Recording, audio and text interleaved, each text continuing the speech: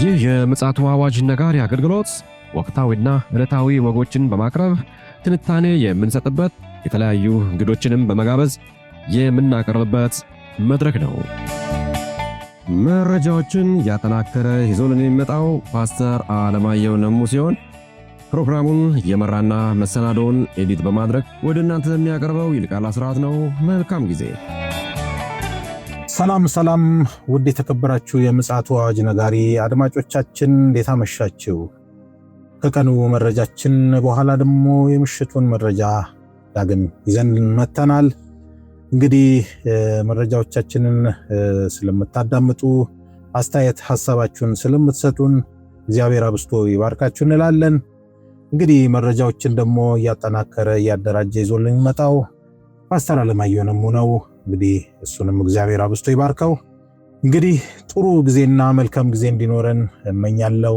ይልቃል አስራት ነኝ ከምፅዓቱ አዋጅ ነጋሪ አገልግሎት። ውድ አድማጮቻችን እንግዲህ በቀኑ መረጃችን ወሳኝ የሆነ መረጃና አጀንዳ ነበር ይዘን የመጣ ነው። ይህንንም ደግሞ በቻናላችን ላይ በመግባት ፕሮግራሙ ያመለጣችሁ ወገኖች ካላችሁ እንድታደምጡ ግብዣችን ነው። አሁን ግን እስኪ ፓስተር ለምሽቱ ይዞልን የመጣውን መረጃ እናደምጣለን። ከሱ ጋር ጥሩ ጊዜ ይኖረናል። ሰላምታ ላቅርብለትና በቀጥታ ፓስተር ይዞልን የመጣውን መረጃ እናደምጣለን። ሰላም ላንተ ይሁን ፓስተር፣ እንዴት አመሸ? እንደምን አመሸ ወንድም ይልቃል? እግዚአብሔር ይመስገን። እንግዲህ በቀኑ መረጃችን ላይ ወሳኝ የሆነ መልእክት ነበር ያስተላለፍክልን። እዛ በመለስ እንግዲህ አዲስ መረጃ ይዘህ መጣል፣ እሱን ማቅረብ ይቻላል። እንግዲህ በዚህ በባልካን በአውሮፓ ነገሮች በጣም እየተባባሱና አስጊ እየሆኑ መጥተዋል። አስጊነት ብቻ ሳይሆን ምናልባትም ምዕራቡንም ምስራቁንም አውሮፓ አደጋ ላይ የሚጥል ክስተቶች እየተከሰቱ ነው ያሉት። ብዙ ጊዜ እንግዲህ ፊትህን ወደ ሆነ ቦታ ላይ ስታዞር የሆነ ቦታ ላይ የሚከሰቱ ክስተቶች ይሸፈኑ ነበረ። አሁን ግን ምንድነው ሊሸፈን በማይችል ሁኔታ በጣም በከባድ ሁኔታ ነው ያለው እና ምንድነው የተከሰተው? እንግዲህ የአቶሚክ ኢነርጂ IAEA ስጋቱን የዓለም አቀፉ አቶሚክ ኢነርጂ ስጋቱን ብቻ ሳይሆን የተከሰተውን ክስተት ይፋ አድርጎታል። ምንድነው የሆነው? በሩሲያ ቁጥጥር ስር የሚገኘው የዛፖሮዥያ የኒኩለር ኃይል ማመንጫ ጣቢያ ላይ የድሮን ጥቃት ደርሷል መፈጸሙን ዓለም አቀፉ የአቶሚክ ኢነርጂ አረጋግጧል። ከባድ ነው በጣም። ምክንያቱም ይሄ ዛፖሮዥያ ማለት ለአውሮፓ መብራት የሚቀርብበት ነው።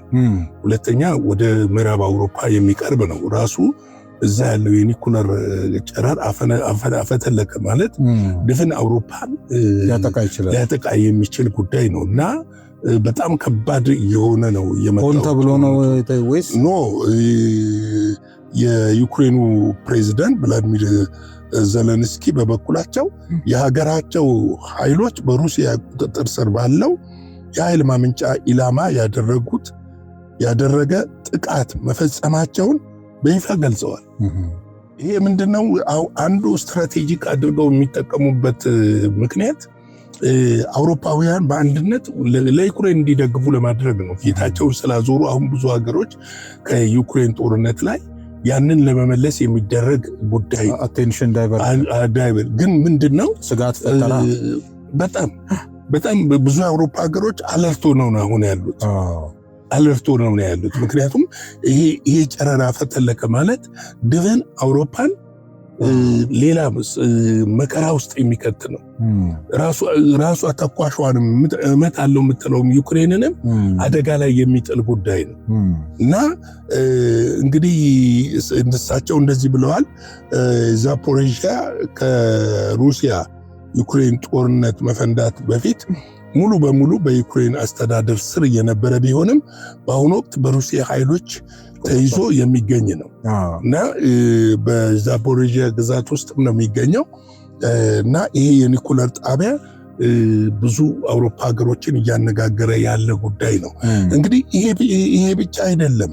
አሁን ላይ ዩክሬን ዘልቃ የራሽያን ግዛት መምታት መምታት መጀመሯና እንደዚህ አይነት እርምጃዎችን መውሰዷ ሩሲያን በኃይለኛ እያስቆጣ ነው ያለው። ባለፈው አንድ ዘገባ ዘገበን ነበር አስታውሳለህ።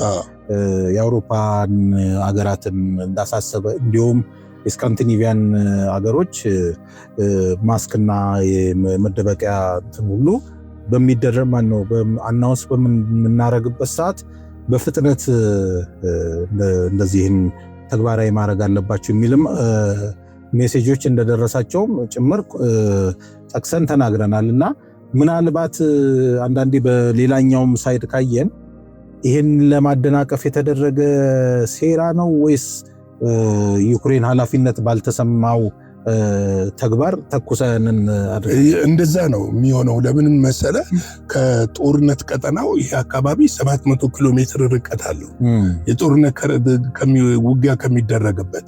ሌላው ከፍተኛ ጥንቃቄና ጥበቃ የሚደረግበት ቦታ ነው።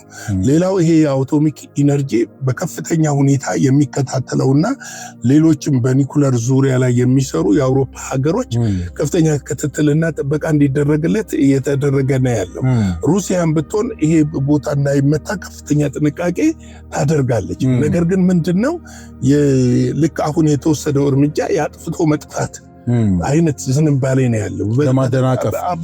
በተለይ እነዚህ ለምሳሌ ያጥፍቶ መጥፋት ጦርነትን የጀመሩት እስላሚክ ጂሃድ የሚባሉ ድርጅቶች ናቸው። ብዙ ጊዜ የጀመሩት ፈንጂ ታጥቀው የሆነ ቦታ ላይ በመግባት ራሳቸውም ጠፍተው ሌሎችንም ያጠፋሉ። ስቶሪካል እንትን አለ። ሞሳድም ነው ይላሉ፣ ጃፓንም ነው ይላሉ። ኤንዌይስ በጎልህ የሚታወቀው ግን በእነሱ ነው ፕራክቲካል የሚታወቀው። ነገር ግን አሁን ላይ አቴንሽን ዳይቨርት ማድረግም ሊሆን ይችላል። እሳቸው ይህንን እርምጃ የወሰዱት ለጊዜው ምንድነው የሚባለው ተመቷል፣ የውጭ ክፍሉ ነው የተመታው የሚሉ አሉ። ይህን እንግዲህ በሂደት ጨረር ማፈትለክ አለማፈትለኩን ዋናው ክፍል ተመቷል ያልተመታም የሚለውን ሂደት እንደዚህ አይነት ነገሮች በጦርነት ውስጥ በጣም ጥንቃቄ የሚሹ ጉዳዮች ናቸው። ምክንያቱም ይሄ ክፍል ለአውሮፓ መብራት ማስጠቱ ብቻ አይደለም። ነገር ግን ደግሞ ጨረሩ ቢያፈተልክ ድፍን አውሮፓን በእንትን የሚያጠቃ ነው ይመስለኛል። እነዚህ ስካንዲኔቪያን ሀገሮች መረጃው ያላቸው ይመስለኛል። አስቀድመው ለምንድነው ወደ መደበቂያና ለምሳሌ ጨረር መከላከያ እንደ ታብሌት መድኃኒት ነገሮች ለህዝባቸው ያደሉት ለምንድነው የሚለውን ነገር ስትመለከተው እንደዚህ አይነት ምናልባት የኒኩለር ዋር ሊፈጠር ይችላል የሚል ነው። ነገር ግን ይሄ ጉዳይ ከሆነ በኋላ ሩሲያ ምንድነው ያደረገችው የሚለውን እንመልከት። ሩሲያ በቀጥታ የአውሮፓ ዲፕሎማቶች፣ ኤምባሲዎች፣ ሰራተኞች በኬብ የሚገኙ ከዚህ በፊትም ሰጣለች ማስጠንቀቂያ። ግን አሁን ላይ በቀጥታ በአስቸኳይ ለቀው ኬብን እንዲወጡ ማስጠንቀቂያ ሰጣለች።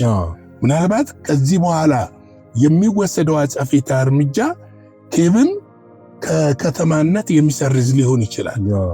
ምክንያቱም ከባድ እርምጃ ወደ መውሰድ ልትመጣ ትችላለች ራሽያ። ስለዚህ ይሄ ደግሞ በአውሮፓ ያለውን ጉዳይ ይበልጥ ምን ያደርገዋል? ውስብስብና የሚያጠፋ ውስብስብና የሚያባብስ ሊሆን ይችላል። ስለዚህ እንደዚህ አይነት ነገሮች ዓለም አቀፉ ማህበረሰብ ትኩረት ሊሰጠው እንደሚገባ ብዙ የጦርነት ተንታኞች፣ የኢኮኖሚም ሰዎች፣ የፖለቲካም ሰዎች እየተናገሩ ነው። አሁን ላይ ያሉት ዩክሬን ጥንቃቄ ማድረግ እንዳለባት እየተነገረ ነው ያለው። ለምንድነው ዩክሬን ጥንቃቄ ማድረግ አለባት ተብሎ የተነገረው የሚለውን ነገር ስንመለከት ዝም ብሎ የተነገረ ጉዳይ ሳይሆን ከዚህ ጋር ተያይዞ ሊከሰት የሚችለው ጥፋት ከፍተኛና ማትመልሰው ነው። በቃ ጨረሩ ካፈልተለካ አየር ላይ ነው የሚበተነው። በምን ትመልሰዋለህ? በምንም እኮ ልትመልሰው አትችልም። እና ህዝብህን ነው የምታጣው በጣም እና ደግሞ ከአፈሩ ጋርና ከአየር ላይ ብዙ ጊዜ ይቆያል። ገብቷል። ጃፓን በሱናሚ በሚፈነዳበት ሰዓት ትልቅ ስጋት ብቻ አይደለም፣ ህዝቧን ፈጥና ነው ያወጣቸው። በጣም ፈጥኖ ነው እየተመረመረ ሰው እየተመረመረ ፈጥኖ ነው የወጣው። ኢሚዲየትሊ ነው የአካባቢ የተዘጋው። ለምን? ጥቅሙ ጥሩ ሆኖ ሲፈነዳም ነው ጉዳቱ ከዛ እንደዛው ነው። እሷ ለኢንዱስትሪ ነበር በደንብ ይጠቅማል። እኛም ሀገር ሊገነቡ አይደለ? ጥሩ ነው እኮ በጣም ይጠቅማል። ለምሳሌ አሁን የኃይል መቆራረጡን ይገተዋል። እንደገና ከፍተኛ ኢንዱስትሪዎች እንደዚህ የአልሙኒየም የብረት ማቅለጫ የአልሙኒየም ማቅለጫ የመሳሰሉት ትልልቅ ኢንዱስትሪዎች ትልልቅ ኃይል የሚፈልጉ እስከ 81 82 ሜጋዋት ኃይል የሚፈልጉ ፋብሪካዎችና ኢንዱስትሪዎች በሀገሪቱ ውስጥ እንዲደራጁና እንዲሰሩ ያደርጋቸዋል። ስለዚህ ከትልቅ ጥንቃቄ ጋር ለዚህም እኮ ነው ውሃ ባለበት አካባቢ ነው ብዙ ጊዜ ገብቶ እንደሆነ እንደማቀዝቀዣ የሚጠቀሙት ውሃን ስለሆነ የኒኩለር እንትኖቹ ውሃ ባለበት አካባቢ ነው ያ ነገር የሚሆነው። ስለዚህ እነዚህ ነገሮች እንግዲህ አደጋ ነው ያለው ማለት እንችላለን። ሌላው እንግዲህ ምንድነው ከዚህ ጋር ትንሽ እናንሳ ብዬ የምለው መላ ያጣው ድርድር ብዬዋለሁ። የኢራንና የአሜሪካ ድርድር መላው የጠፋ ነው። ትናንትና አንድ ነገር አንስተሃል አንተም። ኢራን ውስጥ የፖለቲካ ልዩነቶች ተፈጥረዋል። ግን ልዩነቶች ይፈጠሩ እንጂ በኢራን የአስተዳደር ስልት ክልሎች የሚባሉት የራሳቸው ሙሉ ኦቶሪቲ ያላቸው። ስለዚህ ነው አሁን በኢራንን በጦርነት ማሸነፍ የማይቻልበት ምክንያት ከዋነኛው ጋር ተደራድረ ልታስቆመው የምትችል ብቻ አይደለም፣ የጋራ የሆነ ስምምነቶች ሊኖሩ ይገባል። ስለዚህ ይሄ አብዮታዊ ዘቡ የምትለው አብዮታዊ ዘቡ በአያቶላው የሚመራው አብዮታዊ ዘቡ ዋናው የጦሩ አካል እሱ ነው እና የመንግስት አስተዳደርን እነ ፕሬዚደንት መሱድ ፔዜሽኪያንን ከጨዋታ ውጭ ነው ያደረጋቸው። ሲቪሊያን የፖለቲካ አመራር ማለት ነው። አይ ያው ከሲቪል ውስጥ የተወሰኑ አሉ፣ የውጭ ጉዳይ ሚኒስትሩ አሉ፣ የአፈ ጉባኤው አሉ በድርድሩ ኤሪያ ላይ። ነገር ግን ፕሬዚደንቱን ወደ ጎን ያገለለ ነገር ይመስላል እና ትናንት ስላነሳኸው ነው ወደ ጎን ያገለለ ይመስላልና ይሄ በሀገሪቱ ውስጥ ያለው የፖለቲካ ጨዋታ ቁማር እንደሆነ ይታወቃል። ይሁን እንጂ ኢራንም አሁንም ላይ ከድርድሩ መውጣቷን ዓለም አቀፍ ዜናዎች እየዘገቡ ነው ያሉት ያለ ስምምነት። እንግዲህ ከዚህ በፊት እኛም አሜሪካ ጥቃት ሁሉ እንደሰነዘረች ሁሉ የተነገረ ነው እና እሱ ብቻ ሳይሆን ኢራንም ራሷ በኩዌት የሚገኘው የአሜሪካ አየር ኃይል ጣቢያ ላይ ከፍተኛ ጉዳት አድርሳለች። ሌላው ደግሞ ምንድነው ዶናልድ ትራምፕ ኦማንን እንመታለን እያሉ ነው።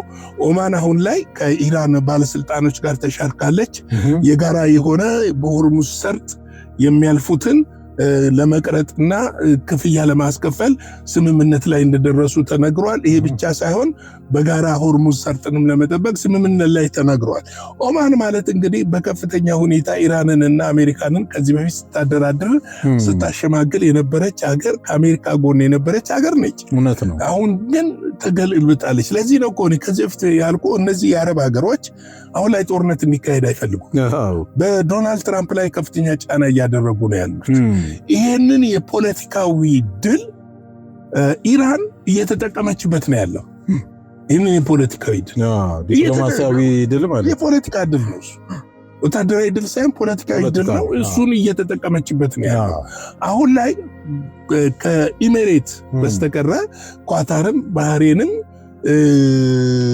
ኦማንም፣ ሳውዲም ከኢራን ጋር ያላቸው ነገር ወደ ጦርነት መግባት አይፈልጉም።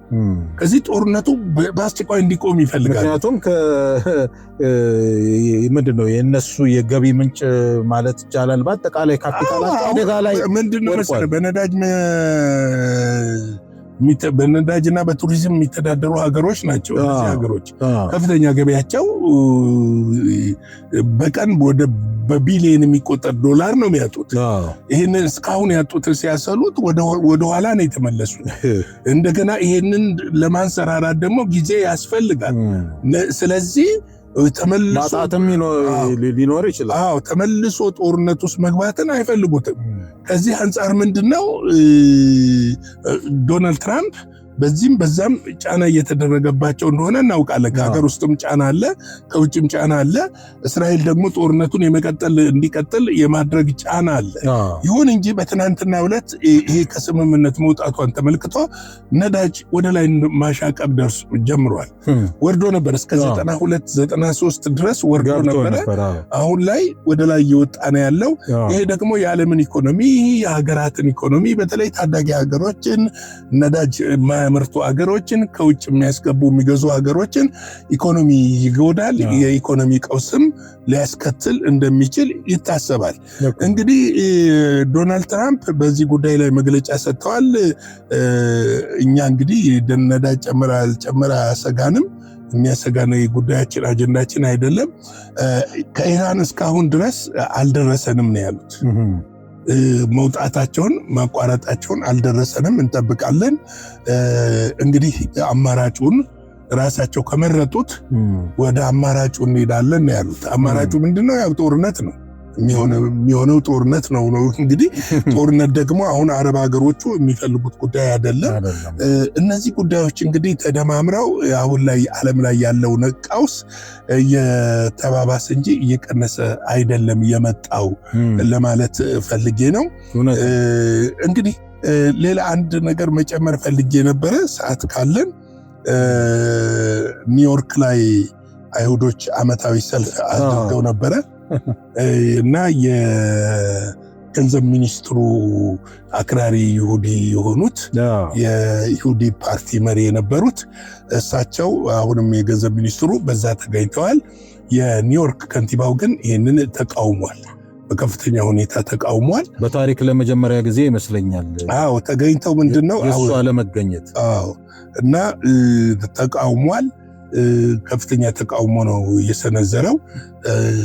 ጽንፈኝነትን ሀገራችን አናበረታታም የሚል ነገር አንስቷል።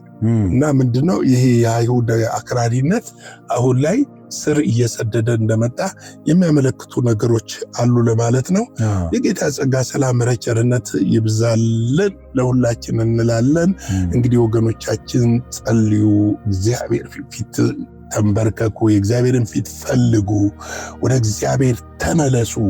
ይህ የዘወትር ጥሪያችን ነው። ሰዓቱ ደርሷል። ንቁ፣ ተዘጋጁ እንላለን። እንግዲህ ለዛሬ ምሽት ይዤላችሁ የመጣሁት ይህንን ይመስላል። ነገ በሮብ የምሽት ፕሮግራም ወንድሜ ብስራት ታደሰ ይዞላችሁ የሚቀርበው የዜና አገልግሎት የቀጥታ ስርጭት ይኖራል። ከኔ ጋር ደግሞ ሐሙስ ዕለት በቀን ዘገባ እንገናኛለን። የጌታ ጸጋ፣ ሰላም፣ ምሕረት ከእናንተ ጋር ይሁን። ላይክ፣ ሼር፣ ሰብስክራይብ ማድረግና እንዲሁም ደግሞ ድጋፋችሁን ከእናንተ አይለይ እንላለን። መልካም ምሽት። እግዚአብሔር አብስቶ ይባርክ ፓስተር። አዎ እንግዲህ ዓለማችን ከፍተኛ ስጋት ጫና ውስጥ እየገባች ትገኛለች። ከመጽሐፍ ቅዱስ ሐሳብ ውጭ የሆነ ምንም ነገር ስለሌለ እንግዲህ እነዚህ ስጋቶች በሙሉ በቅዱስ ቃሉ ላይ የተገኙ ናቸው። እነዚህ ትንቢቶች ደግሞ ፍጻሜ የሚያገኙ ከሆነ ምንም ጥርጥር የለውም የክርስቶስ ኢየሱስ ዳግም መምጣት ክስተት እንደሚሆን ነው ብዙ የስነ ፍጻሜ ምሁራኖች የሚናገሩት። በተለይ አሁን አንተ ሁለት ርዕሰ ጉዳዮችን ይዘህ ስትመጣው ሁለቱም አንድ ነገር ላይ ነው የሚያጠነጥኑት፣ ስጋታቸውን የሚገልጹት። ራእይ መጽሐፍ ላይ የተነገረው የዓለም 1/3ኛውን ህዝብ እንደሚፈጅ የሚነገረው ይሄ ክስተት በዚህ በኒኩሌር አደጋ እንደሚሆን ብዙ ምሁራኖች ይስማሙበታል። ስለዚህ ዞሮ ዞሮ አመላካችና ምልክት ስለሆነ እንግዲህ ይህንን የማንቂያ ደውል የሰማን ሁላችን በጥንቃቄ ራሳችንን እንጠብቅ የሚያመላክት ነው። እግዚአብሔር አብስቶ ይባርክ ፓስተር። እንግዲህ ይዘህልን ስለምትመጣ መረጃዎች ውድ አድማጮቻችን እንግዲህ የዕለተ ማክሰኞ የምሽቱ መረጃችን ይህን ይመስላል። በቀኑም በምሽቱም ደግሞ ይዞልን እያነቃን ያለን ወንድማችን ፓስተር አለማየሁ ነሞ እግዚአብሔር አብስቶ ይባርከው። እኔም ፕሮግራም በመብራት አብሬያችሁ ነበርኩኝ። በነገው ዕለት ፓስተር እንደነገረን የዜና አወጃ አለ። ከምሽቱ 12 ሰዓት ላይ በቀጥታ ስርጭት እንድትጠብቁን ከወዲሁ እናሳስባለን። መልካም ጊዜ ይሁንላችሁ። ሻሎም። ለዛሬ ይዘን የመጣነው ወቅታዊ መረጃ ይህንን ይመስል ነበረ። በሌላ ጊዜ በሌላ መሰናዶ እስከምንገናኝ ሰላም ለእናንተ ይሁን።